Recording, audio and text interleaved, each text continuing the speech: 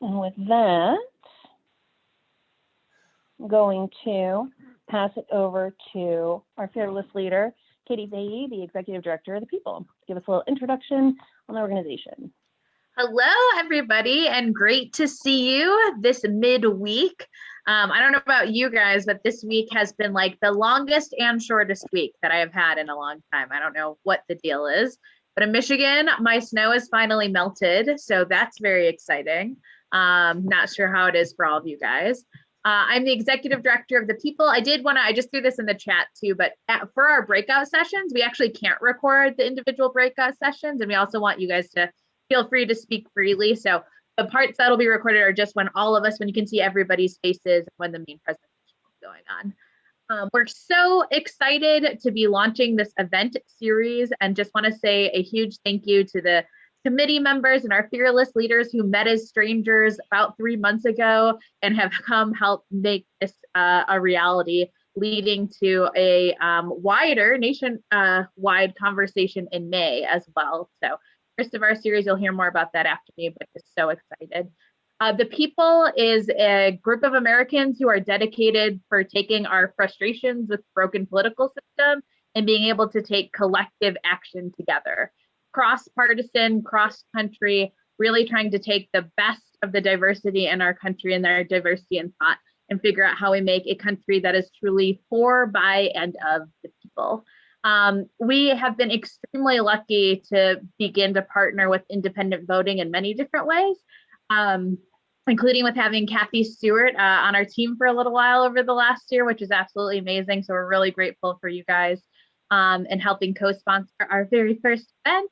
And of course, a huge, huge thank you to Mike, who I know already has to do a bunch of Zoom all during the day. He's taking his free time to spend it with us and FixUs and the wonderful work you guys have done, not only in helping also bridge divides, but make sure that there's great information available for people to learn, but also be able to contribute to the conversation. So I'm really looking forward to tonight. And without further ado, I'd love to introduce Ramsey, who is one of our co-leaders who's helped plan this entire series, who can tell you more about it. So Ramsey Zimmerman, take it away. Yes, thank you, Katie. So this is the first of our citizen engagement forums. We're having a series of these leading up to our National Assembly in May. And really the whole point of getting folks together ahead of time is to have a chance to talk about really important issues that are happening within our democracy. And we are really trying to gather people from across the country and across the spectrum of politics and ideas to really begin to sort through what's happening now and also look for productive solutions. So we're building up to this National Assembly in May, and we're starting with the citizen engagement forums. We'll be having another forum coming up on March 23rd and another one after that on April 13th. We'll talk more about those later in the evening.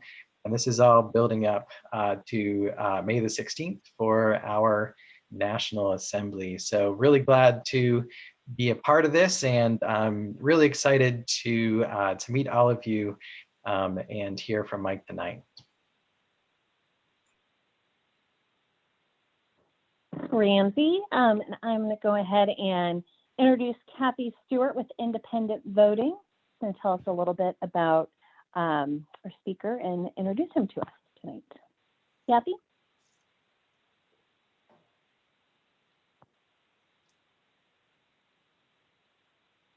Kathy, you're muted. Hi, how's that? There we go. Nice to see everybody. It's my pleasure to introduce our guest this evening. Mike Murphy is the Chief of Staff at the Committee for a Responsible Federal Budget, where he manages policy research and analysis on a range of topics connected to the federal budget and fiscal policy. He's also the director of FixUs, an initiative of the committee that's working to gain a better understanding of the root causes of our nation's growing divisions and deteriorating political system. FixUs works to shine a spotlight on these issues and to build support for needed change. Mike hosts an ongoing breakfast series that I've had the pleasure of participating in that brings reform leaders and policy leaders together to share updates, initiatives that are underway, and breakthroughs. The breakfast Zoom gatherings have become an important place to network and build connections. Both independent voting and the people value Mike's nonpartisan spirit and leadership voice for reform and collaborative endeavors. And we're delighted to have Mike with us tonight to share the results of a new report just released by FixUs called "Why is Governing No Longer Good Politics? Reflections from 1,000 Years of Public Service." So thank you, Mike, for joining us, and we're eager to hear your presentation. Thank you, Kathy. And Sarah and Katie and Ramsey, thank you.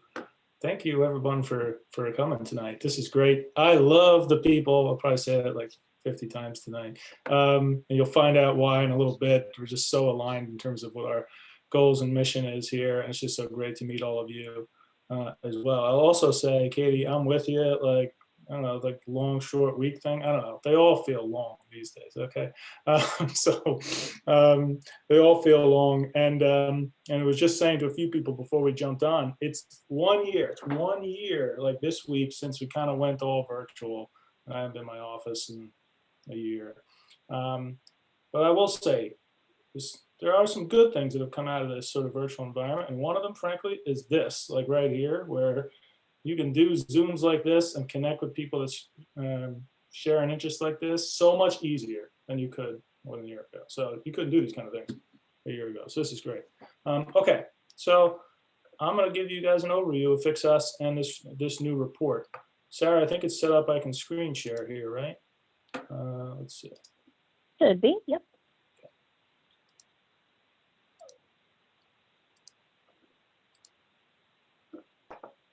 Okay.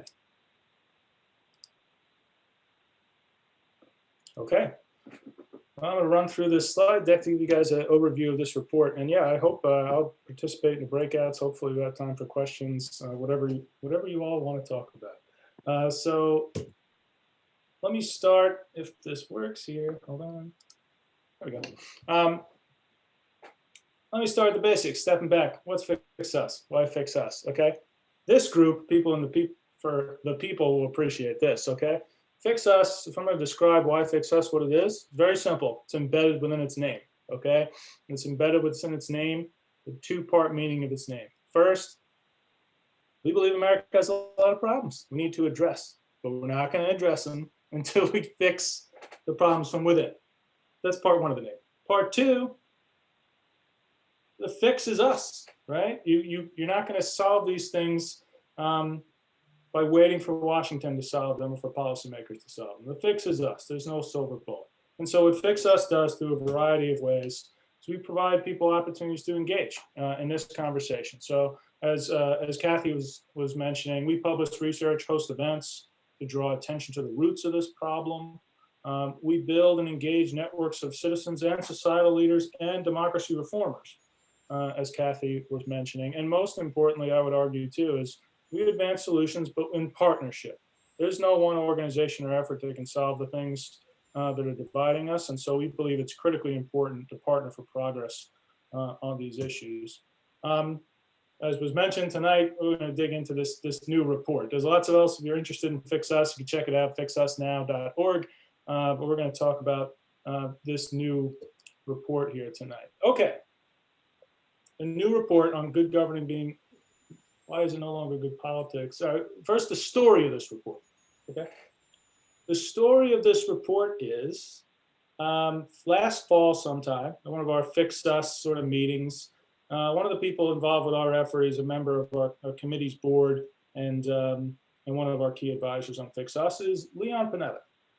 Leon Panetta he's got his titles here on the slide, but he's like, basically at every title you can have in Washington, with the exception of the one at the very top, okay? But, Secretary of Defense, CIA Director, what have you. We're in a meeting, and like Leon Panetta often can do, he can crystallize things and put it very succinctly and crisply to the core of the problem. And this is what he said, and I'm just going to read it to you. We were talking about, what do we need to do for Fix Us? What do we need to focus on? What's the problem here? And he goes, there's over 50 years of public service in its public life, seen Washington at its best and its worst. But he said, good news is he's seen it work, right? Governing success was built on mutual trust, respect, consensus. Legislative action was needed, willingness to compromise, belief that achievement would be rewarded by the voters, right? Good governing was good politics. And he posed the question, why? What's happened? Why has that changed? So we took that question and ran with it, okay? We took that question and ran with it, and we surveyed the perspectives of dozens of former government officials, former mayors, governors, members of Congress, U.S. ambassadors, cabinet secretaries, White House chiefs of staff. And we issued a report. It has the perspectives of, adding them up, over 1,000 years of public service, right? Spanning from, administration of JFK to President Trump, equal numbers of Republicans and Democrats. Importantly, we initiated this prior to Election Day, got the responses prior to Election Day, because I know many of you agree with this. The issues we're talking about here transcend any one party, any one administration, or any one electoral outcome. And so we thought that was important. And we asked all these folks a simple question: why is governing no longer good politics? And what can be done to change that dynamic? I'll walk you through the 4 key findings of what all these former officials said. And we kind of bucketed them in 4 big areas, and we'll walk through them. The report is online at fixusnow.org. You can check it out there, the full report. Bucket number 1, structural incentives, okay? So many of the folks that responded in this report said, look, government officials are like everyday people. They respond to incentives, okay? And they believe, for a variety of reasons, our electoral systems increasingly incentivize conflict over compromise, right? They give disproportionate power to the extreme flanks. Lots of reasons for that they cited. Gerrymandered congressional districts where politicians pick their voters, not the other way around. Partisan primaries that kind of exacerbate that problem when you have a already pre-drawn district that's partisan to your advantage, and then primaries by which you're only the most activist voters typically show up for that. Okay, money in politics and the role of that and sort of fomenting distrust in our democracy. These were things that were consistently mentioned by many of the formers. I'm going to pull up some quotes as examples here. Tim Penny, the former congressman from Minnesota.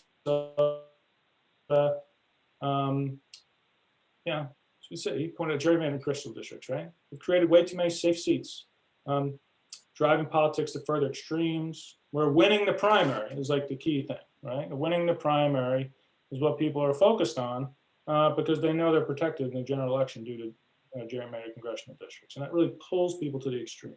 And Tim pointed out, obviously, the role of outside money too, as well. This is, I thought one of the coolest things about this report was that we did get, as I said, really different levels of government here kind of engaged in this. And so this was Jonathan Rothschild, the mayor of Tucson. He put it pretty succinctly, right? Gerrymandering, fundraising, and the siloing of the parties, right? Once elected, fundraising and pleasing the base is the reality. And getting reelected is the primary driver. Incentives, right? Government officials respond to incentives. Bucket number 2, toxic media environment, okay? Where they believe that there's been a shift of focus from policy to outrage. That's kind of the way we framed it here. Look, so many of the folks that responded to this report, they just, lots of criticisms out there in all different sorts of ways of the 24/7 media, social media environment, right? I mean, this one kind of somewhat obvious, but it's one that strikes the folks that have served there too, okay? Stokes our tribal natures, reinforces echo chambers, right? Lots of people talking about how this environment makes it hard to agree on even a shared set of facts of which to base your negotiations. If you don't have that, it makes governing really difficult. Let's see if I go here. There we go. Sylvia Burwell, used to be the Secretary of Health and Human Services, participated in the report. I like the way that she framed this. Issues have become so simplified. Slogan either for or against it. Facts and substance, which often reveal the nuance of issues, don't really get to that. Okay, it's the limited characters on social media and limited attention spans make this really acute, right, of an issue. And I think this was just illustrative of many comments folks made. Joe Crowley, who served in the House of Representatives recently, within the last decade, for quite a while, for 20 years, our discourse is measured by one's attention span, okay, while scrolling, sound bites, hashing on social media. This was just over and over again, farmers were lamenting the media environment that's driving a lot of the toxicity that we see in the governing environment. The next bucket was bringing it home a little bit in terms of what the role and responsibility is of public servants themselves, right? You have the first two, electoral incentives, the incentives kind of created by the toxic media environment from externally. But time and time again, these officials brought up the fact that, look, it's up to us as public officials to act in the way that it's upholds what our responsibility is as public officials, right? Public service is an honorable profession. Believe they have a role to play themselves in breaking this, let alone any incentives or things we're going to have to change, right? Pointed out the need to serve with character, building relationships with those across the aisle, right? Practicing civility towards each other. Eric Paulson, who recently served in the House as well, I think he put it pretty well, right? Ran to office to make a difference and to make progress by building consensus, right? He had his idea here. Very few members hold this view today. They think they should be required to live in dorms, okay, so they can build relationships more easily with one another and build respect for one another. Steve Bartlett, who was the mayor of Dallas and also served in the House of Representatives, he put it this way, you need to have more Congress than with character, right? You have to relearn some time-honored skills, listening, seeking common ground, learning to disagree agreeably, right? Tell your constituents the truth, respect the process, right? So things that those who govern can do. Forget about changing any rules or incentives. These are things that people can do tomorrow if they change the way they act in office.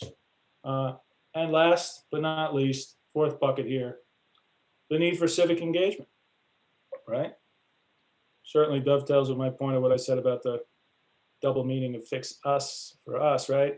It's going to require leadership from those who serve. It's going to require dealing with the incentives in our political system. But when it comes down to it, it's the people, right, that can really make a difference here. But only if the people sort of champion and make it so, was our takeaway from this report. And if I can get this to go here, there we go. Mike Capuano was a local mayor, also served in the House. I'll put it pretty good here, right? Ask yourself, if those candidates keep getting elected, do exactly as they've done, whose fault is that? Right? Suggest we look in the mirror. It's up to all of us to embrace a more mature, realistic view of humanity and start supporting candidates that embrace the things we want. Allison Schwartz, who also recently served in the House, leave it on a good note though here too. She's heartened by all the activism and citizen engagement that's been bringing to bear on a range of issues over the last couple of years, and thinks that can be, that's sort of a beacon of hope here, right? As a new engagement in the political process, hopefully taking place here soon, that gives her hope and gives us hope too. So I'm going to stop here in a second, pull it down, go into the breakouts, answer questions. This is just things for Fix Us that we're doing to spread the word on this in all sorts of ways, sharing it with elected officials. We're getting out there in local media, talking about these ideas, etc.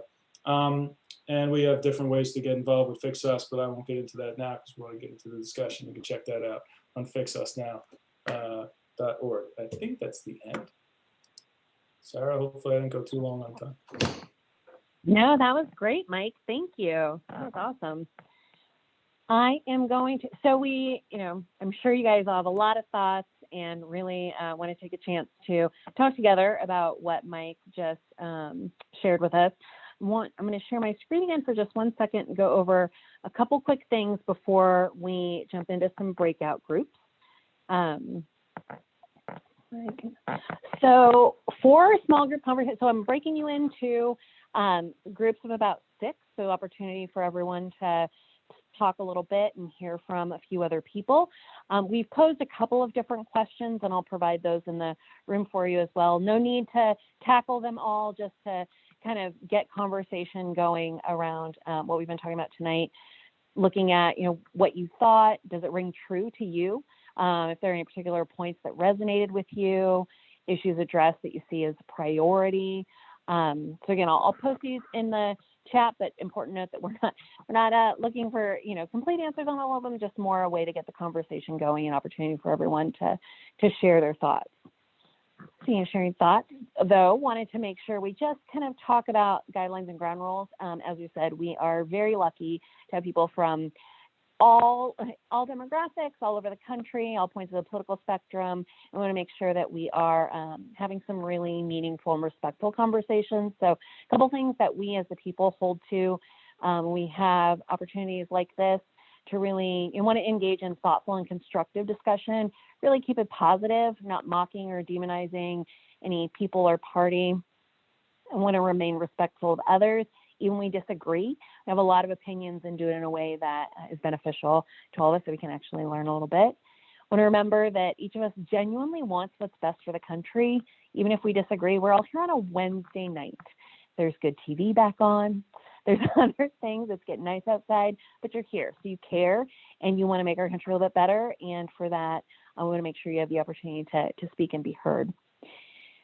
Speaking of which, we want everybody to be heard, so we want to make sure everyone feels comfortable and no one dominates the conversation. These are going to go super quick, unfortunately. We've, to get these in an hour, we don't have a ton of time, but we want to make sure everybody has an opportunity to talk. And we want to keep them nonpartisan. We're a nonpartisan organization, as is FixUs, and so we hold to that. It's very important to us. And then when things get tense or frustrated, just again, remember that we're here to find common ground. So come back to that. So with that, like I said, we're breaking into groups. I'll send you off. All you need to do is accept that on your screen. For those of you that haven't done breakout rooms in Zoom yet, you've got somebody from our leadership there to help moderate and lead those questions. And we'll be taking some notes. If you'll want to identify somebody in your group who's comfortable speaking, when we come back to the group, we'll just want to hear from each of the groups what those main themes, like what it was that really the base of your conversation revolved around, and or important notes that you wanted to share. And then, like I said, when we come back, we'll have an opportunity to do that. So look for those questions. I'll send those over. And if you need anything, I'll be in the main room. You can come right back to me here. So without further ado, have a wonderful time, and we will see you back in just about 15 minutes.